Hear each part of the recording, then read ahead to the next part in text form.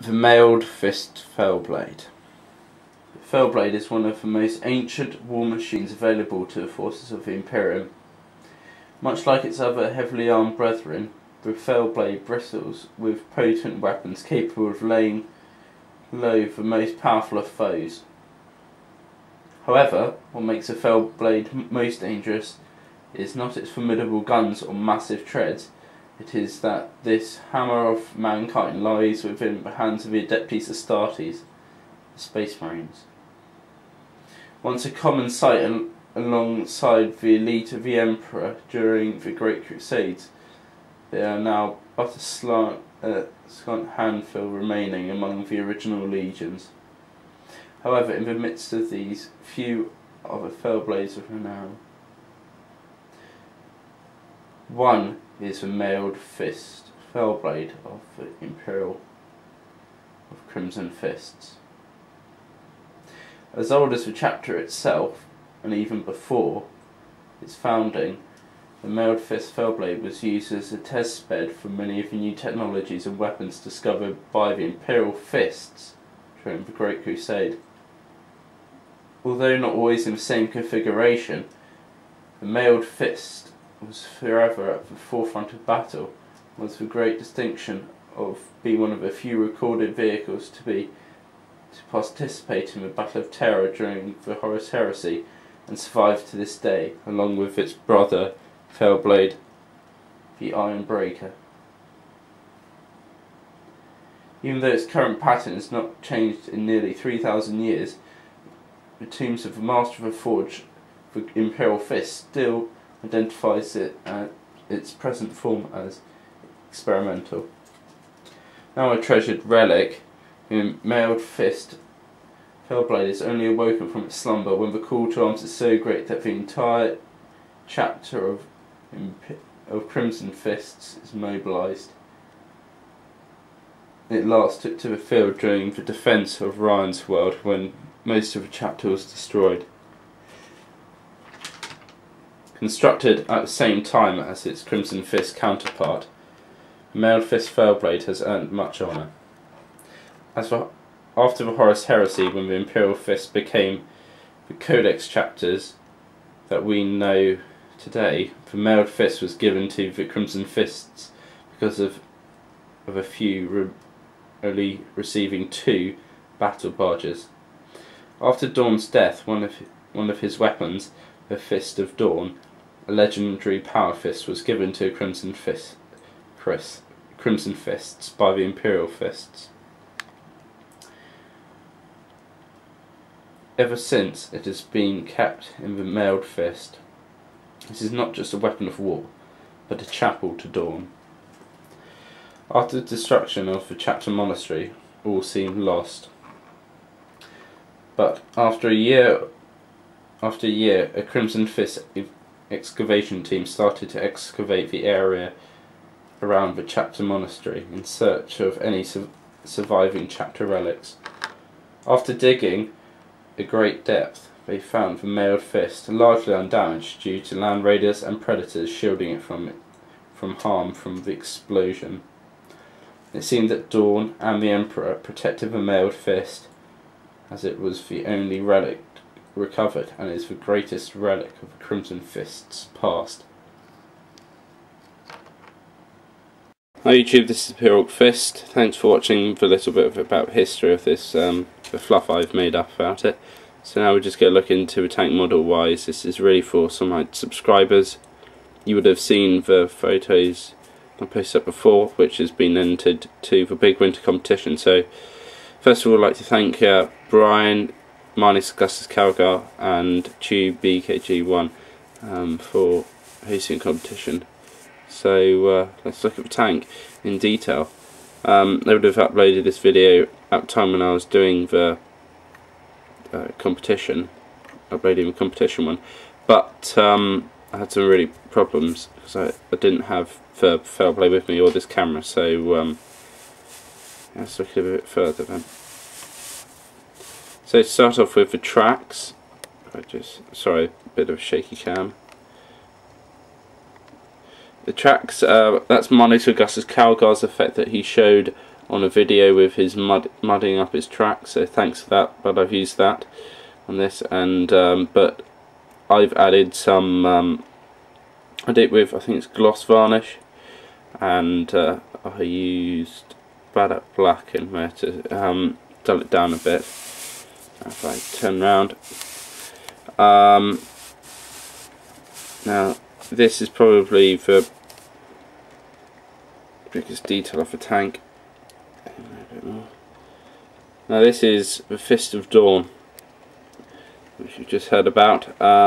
So on the tank modelling wise, I wanted a bit here so it looked like it'd been prized open by an alien or some kind, and it's all made out of plastic card. It's a bit apart from this, it's like a box which I've sort of inserted in it, and I put several relics in there. So this is actually plastic, see-through plastic representing glass, and in there if I zoom in a bit more again, you've got scroll work and the Fist of Dawn. You can't probably see it from here. I wanted to sort of give the effect of mystery in with the model, so it's sort of covered a bit. When you're looking at it at camera, you can see it a lot clearer, and the other things inside. So I'll probably do a picture of it and I'll add it.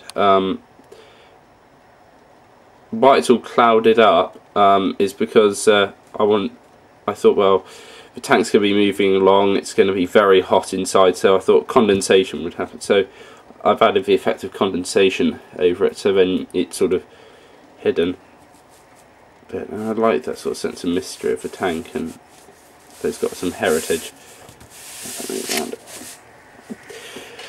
The engines, I've used a general wash on them, and I've used Tamiya weathering, so I'll show you that in a minute. Got some more tracks, zoom out totally.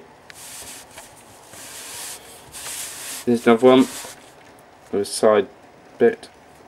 So we've got Angel in there, Grey Knight thing, the top bit there, and I'll put another photo at the end just so you can see it in more detail.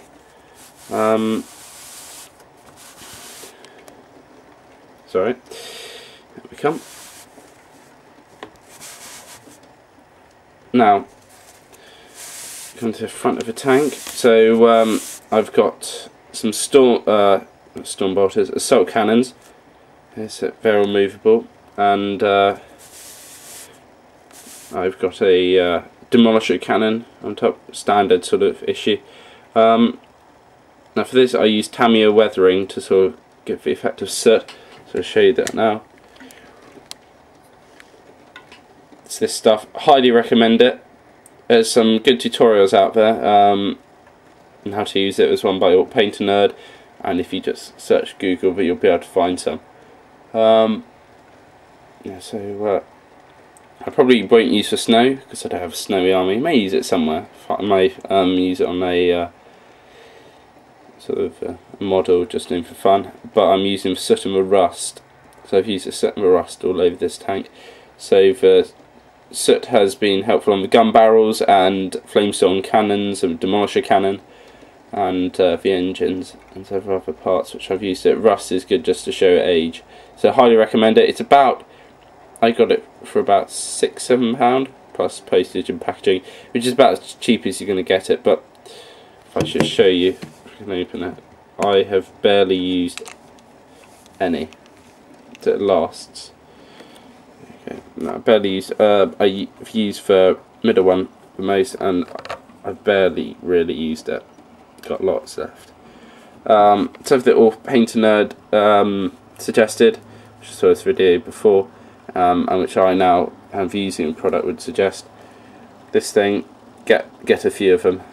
You can probably find them from a modelling shop or something. Get a few of them because they'll fall apart. I found mine's sort of going a bit sort of wobbly. Let's get that event because you don't want to contaminate both your weathering powders. So I'm not sure if they're actually powders or anything, but no, very good, very good. Especially if you just want a really, it's not, if you're not gonna, with all these sort of pigments and all this stuff you get from Forge World, it's better just to get that if you're a beginner. I found. So this is the turret. So this is with a, I think it's Vulcan Mega Bolt drive on this with. It's really good. This is a really anti-infantry and anti-space marine tank, really, because the Flamestorm cannons have AP3, and with Vulcan Mega Bolt is AP3, 15 shots. Really good for taking out space marines, which are sadly what really army I usually play against. Because so many people have space marines, and who's to blame them? They are the best. They look cool. But some of the models for like the Dark Elder do look cool now. Look really good. And now lots of things actually have space marine armor value, so it's quite good. I can always change the loadout. I do have different guns, which I'll show you in the photo. I'll just show you one pair because I've already finished one pair, and I've got some more. So and in the future you'll be able to see a link to the description of where you can get this stuff from and my review on it. So yeah, that's about it. Oh, also, before I go, need to find a really good chip. Here we go. Zoom in on this one. Now, focus. There you go. This chip, right in the centre. What I did for that is I put Regal Blue down, and then to show it as a chip, I put an outline of Ultramarines blue. Then I just put some gunmetal and highlighted it a bit and weathered it down. Now that effect is from Templar's Crusade 01, because he just did an armoured Proteus thing, and I used that on this. So I'd like to thank him for this, for that as well. This project was done for a YouTube community to show how much I've actually improved my techniques just by looking at YouTube videos. So I'd like to thank all the people who posted little tutorials on different methods or things that they found out. So I probably will do a few in future, really passed on, sort of I've seen them or seen another video, and I think they should be out there more, so I may do one or two. Oh, one more thing, I keep forgetting. Also have different weapon options for these, but I've also glossed in there to sort of show the sort of glass sort of bionic sort of targeting lens. Okay, so I think that's it. Okay, I'll probably post some photos at the end just of it with different weapon options and the bits I've mentioned. So we're going to have the review of the product next, and I'll catch you later. So please comment, rate, subscribe, thumbs up if you want more super heavy videos or me to do some more conversions. Probably won't do more for Crimson Fist, but maybe for Orcs. Okay. Thanks very much. Spirit Fist out.